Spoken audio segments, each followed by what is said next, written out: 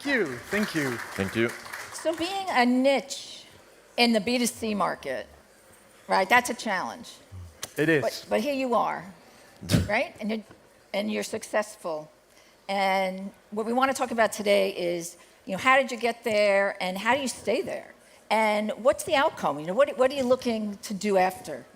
Like what, right? Is there an end game? Or just keep going as you're going? So what I'd like to start with is, how do you describe your niche? This way we kind of get to know you a little better. How big is it and what is your place in it? And Matthijs, I'm going to start with you. Sure. So we do private tours with a personal touch. I think that's the best summary. So we work with local guides. And I guess the goal is, how can we help travelers to go from been there, done that, to wow, this was really amazing and I wouldn't have found out without a local. How big is it?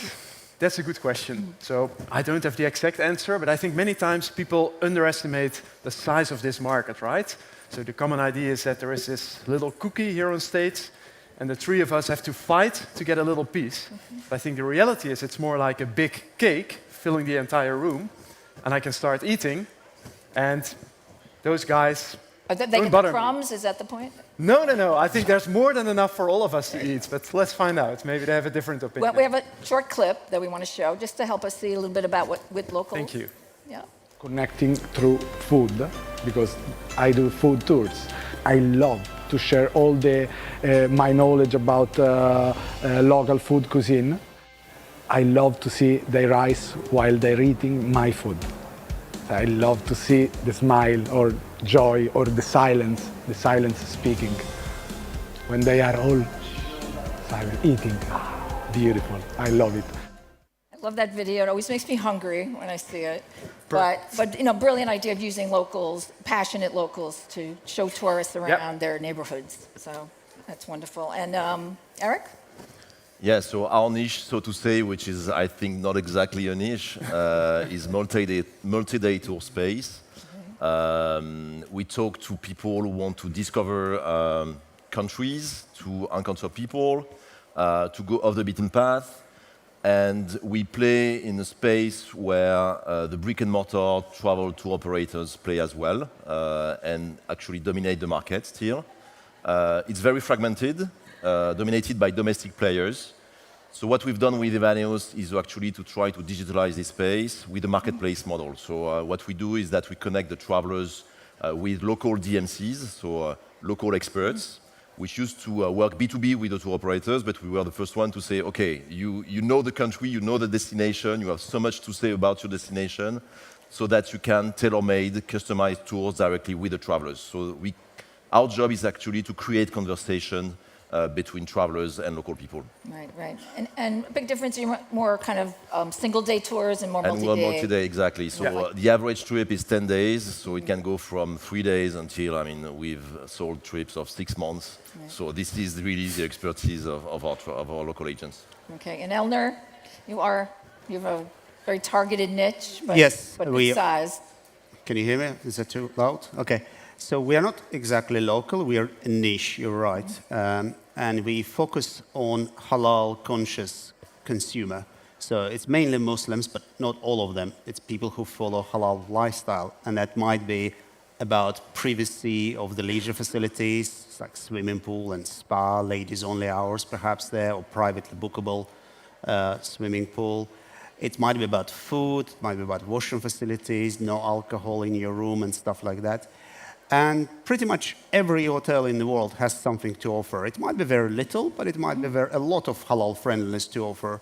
The problem is, it digitally does not exist anywhere. There is no even data taxonomy. So all big OTAs, you can book a hotel there, but you cannot search with these additional needs. You can search with the standard needs, like there are 10 filter categories you can filter by, but you cannot filter by those additional needs, which we call halal needs.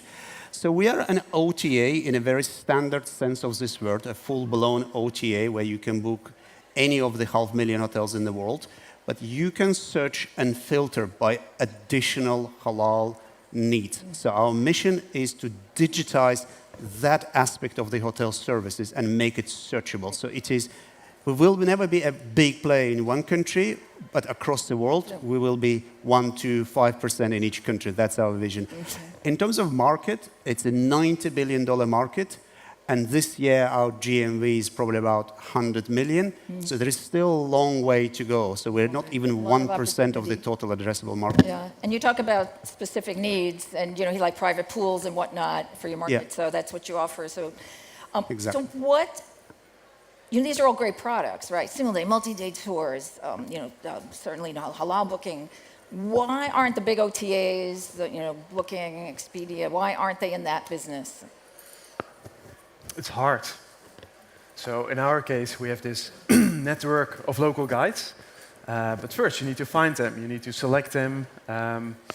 So I think to some extent, we are a technology company in the travel space. And personalization is important, but how do you scale that? So like this super personalized experience means it's high touch. There's a lot of stuff that needs to happen. But you don't want to do that in just one city. You want to go to 10 cities, 50 cities, 100, 200. And for us, it's still difficult. We haven't found all the answers. So you have to be really specialized and know what you're doing. But there's advantages, right, being a niche, that the OTAs find maybe too narrow for them? Yeah, I think so. It's true that they have launched their business with quite clear verticals, trying to scale like commodities, hotel nights, flights, car rental. But when we talk about multi-day tours, we talk about tours that require us to assemble around 20 to 30 products together for one trip. This is highly personalized. And this requires to have a very dedicated, focused technology to do that. For example, at Evaneos, we have created our own SaaS platform for the DMCs to create the trips. And to do that, it requires to know very well their job, to spend time on the ground, to understand what their business is, and this differentiate also from destination to one another. So I don't think the OTAs are able to do that. We need a very strong focus to be very good at what we do, I think. That's good, yeah. And do you work with OTAs at all for distribution? No, we have started conversation, but at the end, we thought that it would be too difficult, and maybe we can talk about the brand after that, to actually communicate what the brand is on other websites. And what about for your product? It's a bit different for us. We actually have all hotels in the world available on our website, but it doesn't mean we go on contract with all those hotels. We have contracts with about 1,000 hotels where we have large volumes.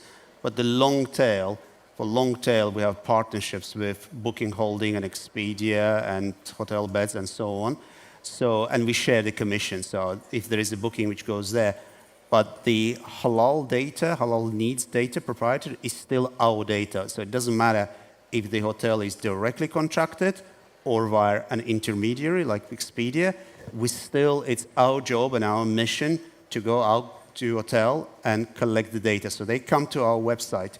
And when they come to our website, all the standard data is already configured there. So imagine a hotel in Maldives. It has multiple villa categories, and in each one there is a pool.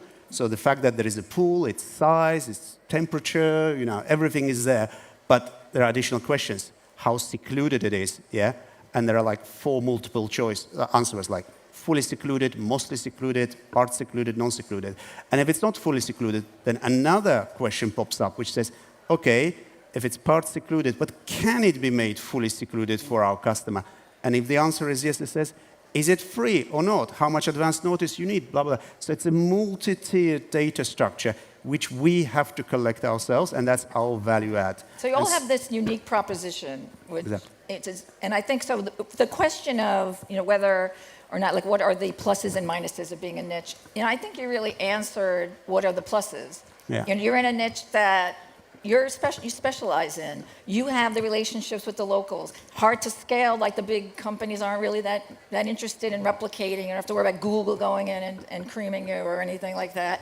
So what about the challenges? And I think about having access to content, perhaps exclusive content, and being price competitive. So the content question, is that a challenge when you are a niche player? So, no? I mean, it is a challenge. In general, as you rightly say, there are advantages of being a niche, that you focus on a problem which others are ignoring. So if you solve it, you get traction. But there are challenges, there are minuses, because we will ever appeal to a small percentage of the global market. According to our calculations, it's 2 to 4% of the all customers.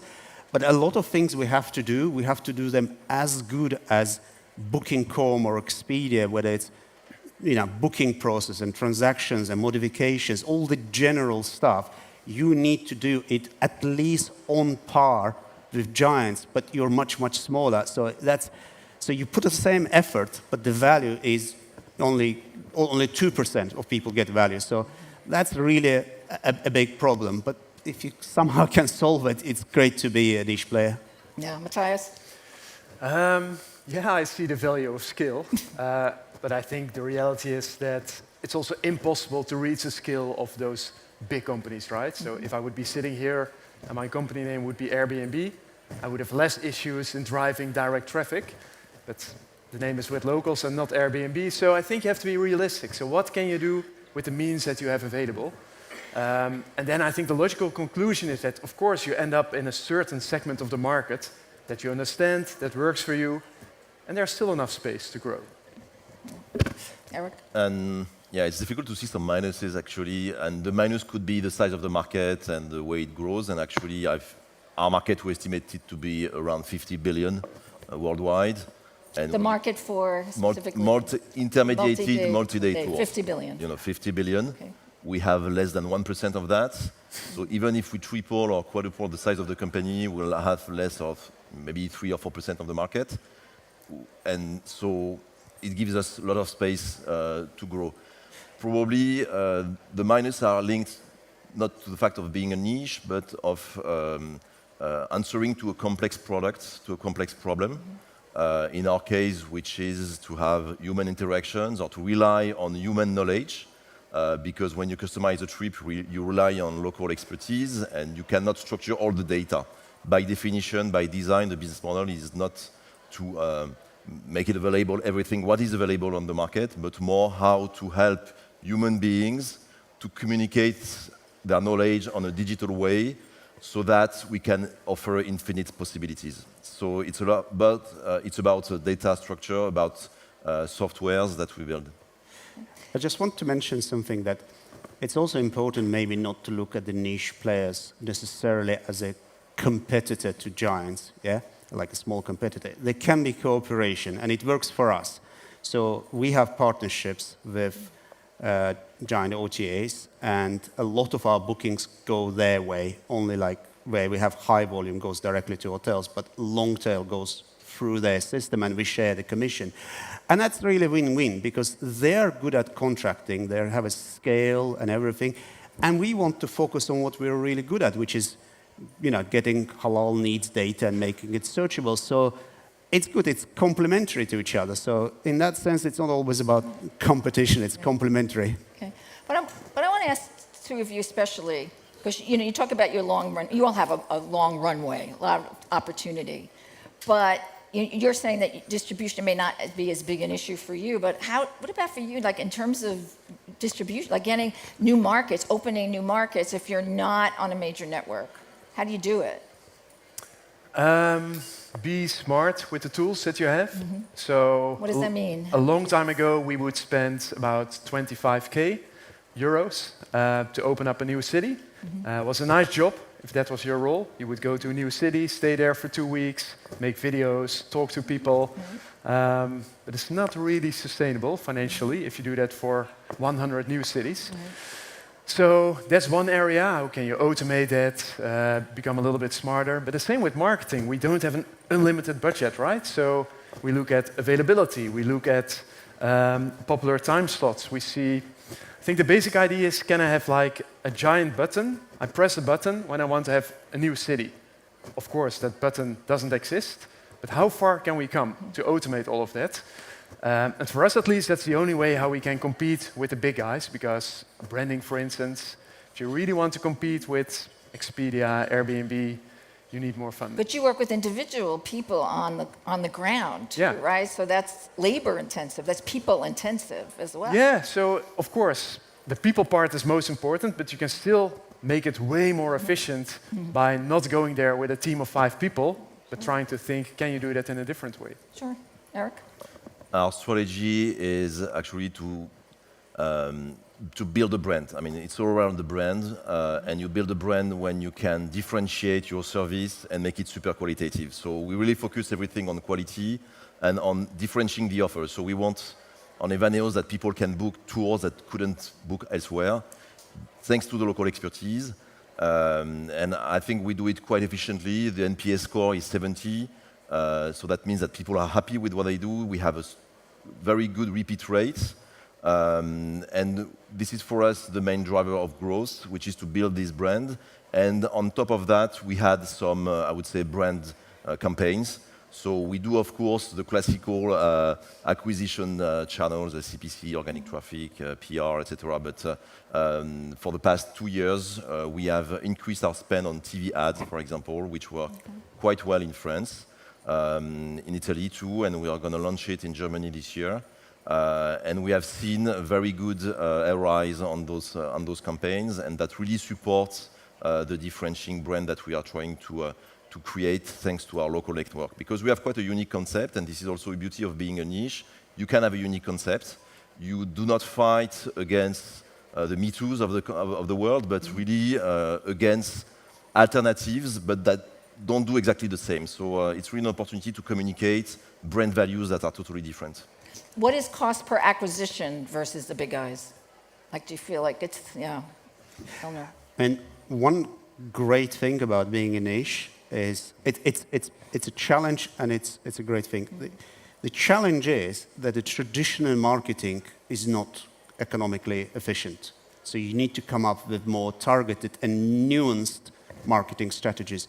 But the good news is, if you do find those silver bullets, they might be much more economically attractive. So in general marketing, you can find an opportunity where you spend $1 and get $10 back, because everyone will jump into it, and the price will go from $1 to $9 eventually. Yeah? But in niche, you do have those opportunities. And our customer acquisition cost is less than $100 based on last year. But our first purchase profit value is $200. So we have a long way to go. We can just burn more money on marketing. And the reason we achieve this is because of nuanced approaches. So we worked with a few hundred Instagrammers, influencers. And not all of the Instagrammers bring good value, so we just cut it if it doesn't work out. But some do bring great traffic, and we convert them. You have to wait a few months, obviously, to see the conversions. And we work with some banks which issue halal-compliant credit cards. So automatically, all their customers are semi-filtered audience for us. So, or we work with airlines who advertise to their customers who have halal food in their profile. So being a niche allows you to design very targeted campaigns, and if you get it right, economics might be great. Matthijs, you're nodding. Yeah, it's a good story. I think that's also my own experience. Okay. Yeah. Okay. Yeah. And social media too, and To some extent, so there's also a good share of people who reach out.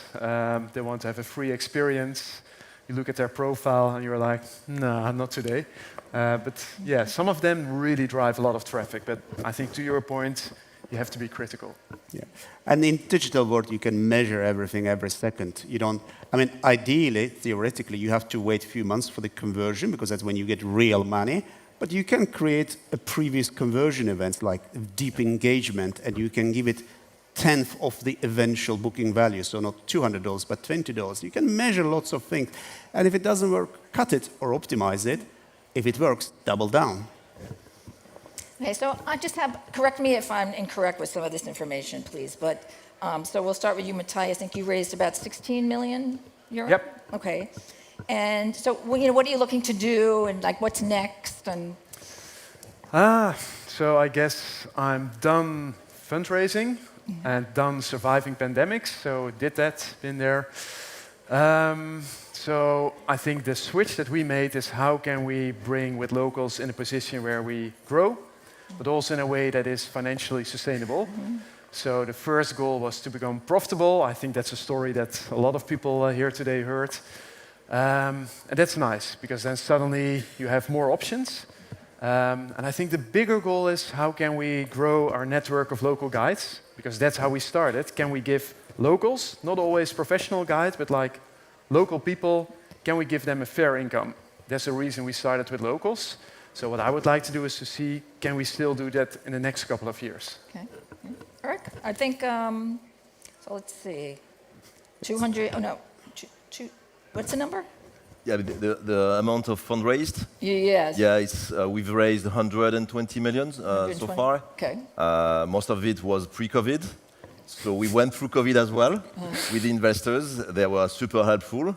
They are not here, but thank you, my investors, because they really supported it during COVID, and I think they are quite happy now because we bounced back above the pre-COVID levels with profitability now. So both profitable, all profitable. Yeah. So it's going well. So the next steps are more to find solutions for them. Some of them have been here for like 10 years. So next step will be for them to exit and to find the next step for the company.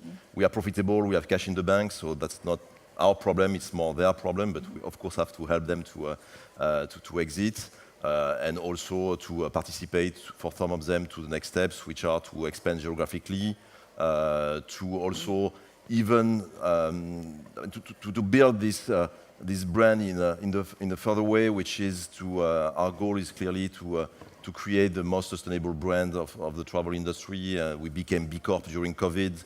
We work on the ground with our DMCs on the good practices to travel in an efficient way for the world and for the local communities. So it's a lot of work that we do here. And also in multi-day tours, which is a complex product, AI, of course, is a good opportunity to facilitate the process, and we have good investment there. So those are not the next steps. Our story is, I think, a bit different. We started 10 years ago, and from every booking, we make a healthy profit, roughly 17%. So in these 10 years, we only spent what we could afford. Except in the pandemic year, we had to borrow a loan, so because we didn't let anyone go. But otherwise, we've always been self-sufficient, profitable. We never raised the VC capital. We have a little bit of angel investment, but that's quite small. So we've been profitable, and we are profitable now and growing. And the way we approach this is, so with this year, we're a $100 million company, and we are trying to become a unicorn by 2027. If we get an investment, it's going to happen sooner.